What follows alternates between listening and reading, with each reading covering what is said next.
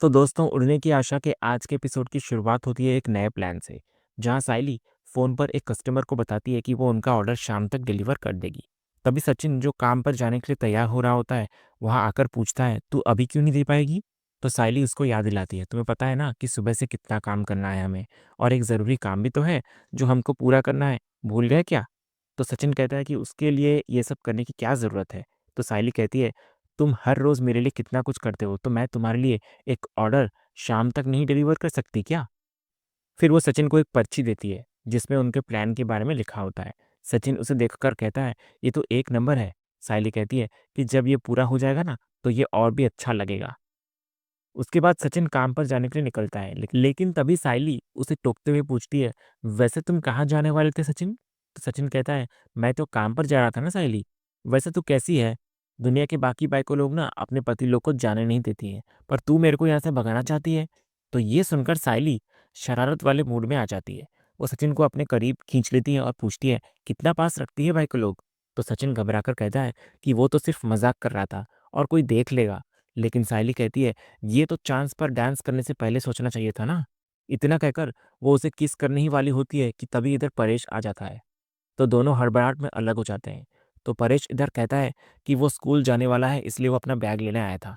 तो सचिन इधर बात को संभालने के लिए कहता है कि वो भी उसी रास्ते जा रहा है, तो वो उन्हें छोड़ देगा। और फिर सचिन एक मज़ेदार बहाना बनाता है कि बाबा, ये सायली क्या मस्त पीठ तोड़ती है, वो तो अभी पीठ ही तोड़ रही थी मेरा। तो परेश इधर बिना कुछ कहे ठीक है, चल कहकर आगे बढ़ जाते हैं।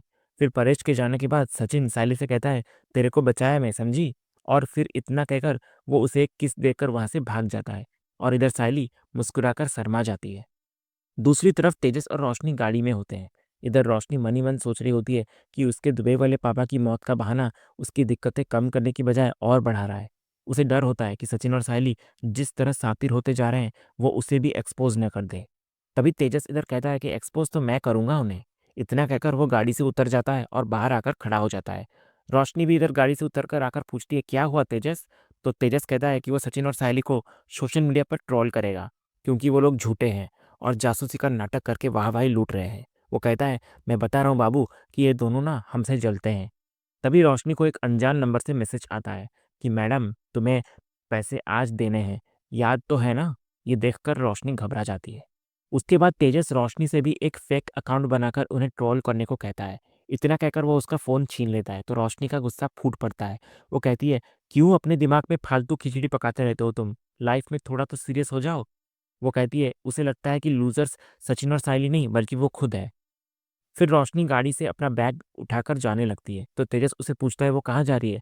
तो रोशनी बोलती है वो ऑटो करके वहाँ से चली जाएगी, उसके साथ नहीं जाने वाली। फिर वो आगे कहती है, ऑनेस्टली हमारे पास ऐसा है क्या जो वो सचिन सायली हमसे जेलस होंगे?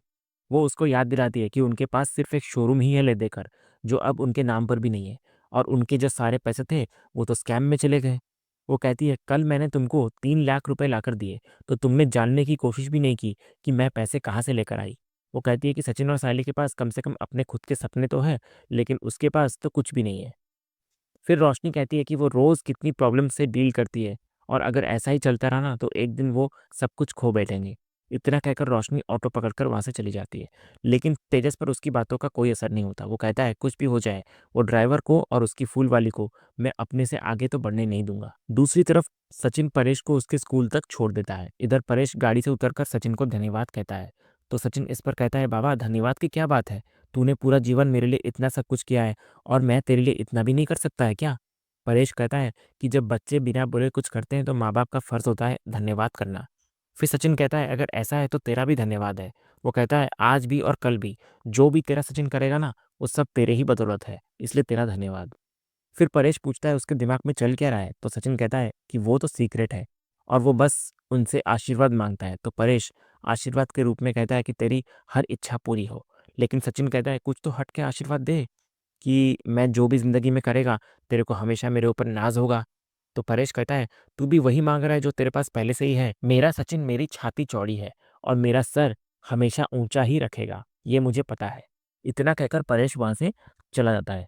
इधर परेश के जाने के बाद सचिन खुद से वादा करता है कि मैं तेरा सर हमेशा गर्व से ऊँचा रखेगा बाबा, और तेरा सचिन जो कदम उठाने जा रहा है ना, उससे जिस वज़ह से तुझे ये काम करना पड़ रहा है, वो नहीं करना पड़ेगा। तेरे सारे बोझ हटा देगा मैं। फिर जैसे ही सचिन वहाँ से जाने लगता है, उसकी नज़र सुप्रिया पे पड़ती है, जो क्रिश को लेकर आ रही होती है। वो हैरान होकर कहता है, काकी और क्रिश यहाँ क्या कर रहे हैं? इसका मतलब क्रिश इधर पड़ता है? फिर वो क्रिश को आवाज़ लगाता है, तो क्रिश भी दौड़कर उसे आकर गले लगा लेता है। सुप्रिया सचिन को देखकर घबरा जाती है, बोलती है, ये सचिन कहाँ से सामने आ गया? वो मन ही मन कहती है, अब कल्याणी मुझ पर बहुत चिल्लाएगी। इधर क्रिश पूछता है सचिन को, अब आप मुझसे मिलने क्यों नहीं आते हो? मुझे याद नहीं करते क्या? सचिन कहता है कि उसे उसकी बहुत याद आती है। तभी सुप्रिया क्रिश को स्कूल के लिए देर होने की बात कहकर वहां से जाने की कोशिश करती है, लेकिन सचिन सुप्रिया से पूछता है कि वो लोग शहर में आ गए और उसे बताया तक नहीं। तो सुप्रिया बहाना बनाती है कि क्रिश का दाखिला अभी भी हुआ है और वो कामों में इतनी उलझी थी कि उसके ध्यान में नहीं आया ये सब। इधर सुप्रिया बात को संभालने की कोशिश करते हुए पूछती है, तुम कैसे हो सचिन? सचिन कहता है कि मैं एकदम ठीक है और सायली भी मस्त है और सायली तुमको बहुत याद करती है। फिर वो आगे कहता है कि उसके बाबा इसी स्कूल में काम करते हैं, तो वो उन्हें ही छोड़ने आया था। तो सुप्रिया को ये जानकर हैरानी होती है, क्योंकि उसे पता है होता है कि जब वो उनसे मिली थी तो उनकी नौकरी खत्म हो गई थी।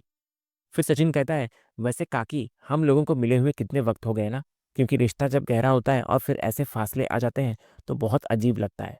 तो सुप्रिया उसकी बात को टाल देती है और कहती है कि वो लोग फिर कभी मिलेंगे। लेकिन क्रिश पूछता है कि अब वो दोबारा कब मिलेंगे। तो सचिन क्रिश से बहुत जल्द मिलने का वादा करता है और उसे चॉकलेट खिलाने के लिए पूछता है। तो सुप्रिया इधर मना करती है और कहती है कि उसकी आई डांटेगी, क्योंकि उसे नहीं पसंद कि क्रिश बाहर का कुछ खाना खाए। लेकिन क्रिश की जिद और सचिन के बार बार कहने पर सुप्रिया को मानना पड़ता है। तो सचिन फिर उसे 2 मिनट में वापस लाने का वादा करके क्रिश को अपने साथ ले जाता है। इधर सुप्रिया को रोशनी का फोन आता है। रोशनी चिल्लाती है कि वो कब से उसे फोन कर रही है, वो फोन क्यों नहीं उठा रही है। तो सुप्रिया उसको कहती है कि वो क्रिश को स्कूल छोड़ने आई थी और सचिन ने उन्हें देख लिया है। ये सुनकर रोशनी के होश उड़ जाते हैं। वो पूछती है, वो वहां क्या कर रहा है और क्रिश अभी कहाँ पर है? तो सुप्रिया कहती है कि सचिन क्रिश को चॉकलेट दिलवाने ले गया है। तो रोशनी इस पर चिल्लाती है कि आई, तेरा दिमाग तो ठीक है ना, तूने उसको उसके साथ भेजा ही क्यों? तो सुप्रिया कहती है कि उसने सिर्फ 2 मिनट में वापस आने को कहा था। उसके बाद रोशनी कहती है, पहले ही लाइफ में हज़ारों प्रॉब्लम्स चल रही है, ऊपर से तू उसमें कुछ ना कुछ ऐड करे जा रही है। वो सुप्रिया को हुक्म देती है कि जैसे ही क्रिश वापस आए, वो उसको स्कूल छोड़े और उसके गहने लेकर वहाँ पहुँचे जहाँ वो उसे बुला रही है। और फिर रोशनी उसे वो बात याद दिलाती है जो उनकी सबसे बड़ी मुसीबत की जड़ होती है। वो कहती है, तुझे पता है ना कि 2 दिन पहले यहाँ क्या हुआ था? अगर कृष्ण ने सचिन को सब कुछ बता दिया ना, तो बहुत बड़ा तमाशा हो जाएगा। तो सुप्रिया घबराकर फ़ोन रख देती है और इधर रोशनी एक ऐसे डर में घिर जाती है जिसका सामना वो हमेशा से करती आ रही है। वो कहती है, ये पति-पत्नी पता नहीं मेरे बेटे के पीछे हाथ धोकर क्यों पड़ गए हैं?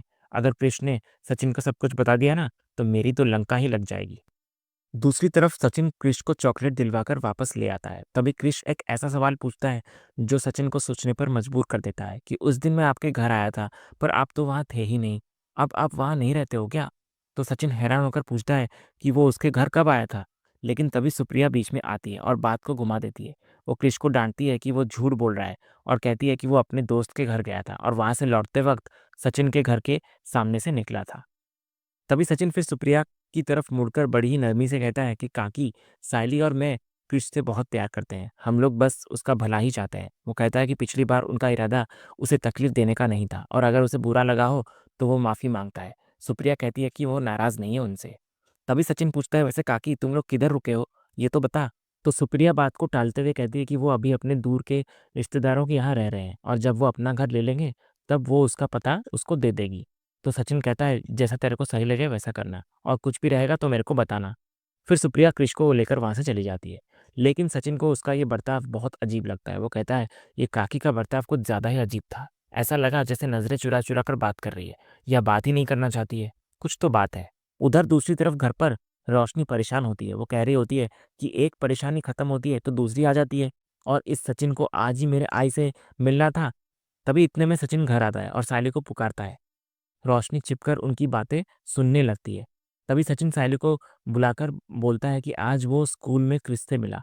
ये सुनकर रोशनी के हाथ से पानी की बोतल गिर जाती है। तो सचिन आवाज़ सुनकर देखने जाने लगता है, लेकिन सायली उसे रोक लेती है। फिर सायली पूछती है कि क्रिश उस स्कूल में क्या कर रहा है। तो सचिन कहता है कि क्रिश अब मुंबई में ही है और उसी स्कूल में पढ़ रहा है जहाँ बाबा काम करते हैं। तभी सायली ये सुनकर बहुत खुश होती है, लेकिन सचिन कहता है कि सुप्रिया का बर्ताव बहुत ही अजीब था। वो कहता है, एकदम मालूम पड़ रहा था कि बात ही नहीं करना चाह रही थी वो। ऐसा लग रहा था जैसे उसको किसी ने कहा है हमसे बात ना करने को। इधर ये सुनकर रोशनी मनी मन कहती है, आई को एक काम कहा था कि सचिन और सायली से दूर रहने का। पता नहीं आई ने ढंग से परिस्थिति हैंडल की होगी या नहीं, कहीं इन्हें आई पर शक तो नहीं हो गया। उसके बाद इधर सचिन सायली को कहता है कि उसे ताज्जुब हो रहा है कि क्रिश और काकी इतने दिनों से मुंबई में है और उन्हें पता तक नहीं। तो सायली रिश्तों में आई दरार की बात करती है, लेकिन सचिन को अभी भी सुप्रिया के बर्ताव में कोई गोची नजर आ रही होती है। वो कहता है, कहने को तो हम सारी बातें समझ कर ले रहे हैं, पर ऐसा लग रहा है जैसे कुछ तो गोची है, कुछ ऐसी गोची जिसमें वो लोग शायद हम लोग से कुछ राज छिपा रहे हैं। ये सुनकर इधर दरवाजे के पीछे खड़ी रोशनी मनी मन कहती है, इन दोनों की प्रॉब्लम क्या है? मेरी आई और मेरे क्रिश का पीछा क्यों नहीं छोड़ते ये लोग? दूसरी तरफ घर में आकाश और रिया की एंट्री होती है और उनके बीच का तनाव साफ नजर आ रहा होता है। रिया का चेहरा भी उतरा हुआ होता है। जब सायली पूछती है कि क्या हुआ, तो रिया एक ऐसा जवाब देती है जो सीधा आकाश पर एक ताने की तरह लगता है। वो कहती है, मैं बस एक सीरियस इंसान बनने की कोशिश कर रही हूँ, वरना कुछ लोगों को कंप्लेंट होगी ना। तो सचिन तुरंत समझ जाता है कि आकाश ने कुछ गड़बड़ की है। वो उसको तुरंत डांटता है कि उसने रिया को फोकट में दुखी कर दिया। आकाश अपनी सफाई देने की कोशिश करता है। वो कहता है कि उस वक्त वो सचिन और सायली की वजह से परेशान था, इन्वेस्टिगेशन कर रहे थे वो लोग इसलिए। लेकिन तभी सायली रिया को कहती है कि तुम लोग उस दिन से लड़ रहे हो? तो रिया कहती है, नहीं बहनी, मैं लड़ नहीं रही हूँ, आई एम फाइन। तो रिया के मुंह से आई एम फाइन सुनते ही सचिन आकाश को कहता है, तेरी वाट है आकाश, तेरी बाइको ने अपना ब्रह्मास्त्र अपना डाला है। सायली इधर सुनते ही गुस्से में पूछती है सचिन को, क्या कहा तुमने? ये बाइको लोगों का ब्रह्मास्त्र क्या होता है? सचिन आकाश पर इल्जाम लगाते हुए कहता है, तेरी वजह से ना मेरी बाइको इधर गुस्सा हो रही है। और फिर वो आकाश को समझाता है कि बाइको लोग का ब्रह्मास्त्र मतलब डेड एंड होता है। जब ये बाइको लोग गुस्से में अंग्रेजी में बोलती है ना कि आई एम फाइन करके, तो इसका मतलब है कि अंदर का एटम बम फटने को एकदम तैयार है। इधर माहौल को हल्का करने के लिए सचिन खुद उठक बैठक करके सायली से माफी मांगने का नाटक करता है और आकाश को भी ऐसा करने पर मजबूर कर देता है। और फिर वो आकाश को मुर्गा बनकर रिया के चारों तरफ चक्कर लगाने को कहता है। तो आकाश मजबूरी में मुर्गा बनकर चक्कर लगाने लगता है, लेकिन तभी वो लड़खड़ाकर गिर जाता है। ये मजेदार नजारा देखकर रिया अपनी हंसी रोक नहीं पाती। इधर रिया की हंसी देखकर सचिन और सायली आपस में ताली मारते हैं, क्योंकि ये उनका ही प्लान होता है। सचिन रिया से कहता है, तू ना ऐसे ही हंसते रहा कर मेंढक, अच्छी लगती है। फिर वो उसे वादा करता है कि अगर आकाश ने उसे फिर से कुछ कहा तो वो उसे सबक सिखाएगा।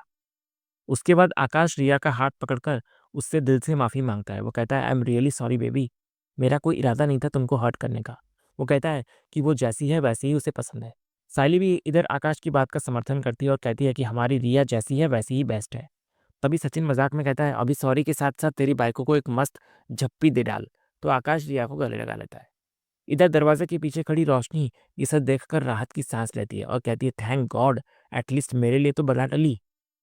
लेकिन जैसे ही आकाश और रिया अपने कमरे में जाने लगते हैं, सचिन उन्हें रोकता है। वो जानबूझकर जोर से बोलता है ताकि घर का हर मेंबर सुन सके कि उसे सबसे एक ज़रूरी बात करनी है। वो कहता है, हम लोग बैठकर पहले खाना खाते हैं, फिर बात करते हैं, क्योंकि मुझे कुछ विचार विमर्श करने का है।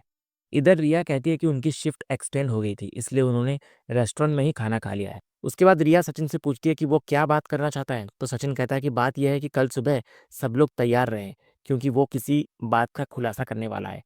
ये सुनकर रोशनी के इधर होश उड़ जाते हैं। वो कहती है, एक मुसीबत खत्म नहीं होती कि एक और आ जाती है। अब ये कौन से खुलासे की बात कर रहा है?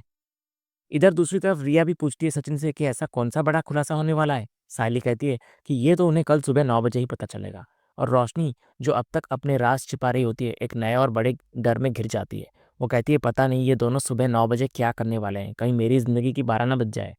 अगली सुबह रोशनी बेचैनी से सचिन के उस बड़े खुलासे के बारे में सोच रही होती है। उसे डर होता है कि कहीं सचिन और सायली ने क्रिश के स्कूल के रिकॉर्ड्स तो नहीं देख लिए। फिर रोशनी तेजस को कहती है कि सचिन और सायली कुछ बहुत बड़ा प्लान कर रहे हैं जो उनके लिए सही नहीं है। तभी इतने में उनके कमरे के दरवाजे के नीचे एक कार्ड आता है जिस पर लिखा होता है, सुबह 9 बजे सरप्राइज आपका इंतजार कर रहा है। ये देखकर रोशनी का डर यकीन में बदल जाता है, तो वो दरवाज़ा खोलने की कोशिश करती है, लेकिन वो बाहर से बंद होता है। वो चिल्लाती है, सचिन सायली दरवाज़ा खोलो, लेकिन सचिन बाहर से कहता है, सॉरी लाली पाउडर, दरवाज़ा तो 8:30 बजे ही खुलेगा। दूसरी तरफ हॉल में सचिन सायली को आकर कहता है कि उसने रोशनी और तेजस को स्पेशल तरीके से न्योता दे दिया है। वो कहता है, ये लाली पाउडर और खजूर को हमेशा बहुत खुशी रहती है ना सरप्राइज को लेकर, और फिर जाकर कुत्ते के जैसा सब सूंघ लेते हैं और मालूम कर लेते हैं, इसलिए तो इन लोगों का कमरा ही बंद कर डाला मैंने। सोचकर बैठते रहेंगे कि सरप्राइज आखिर है क्या। वो कहता है कि जब वो लोग सरप्राइज देखेंगे तो उन्हें 440 वोल्ट का करंट लगेगा।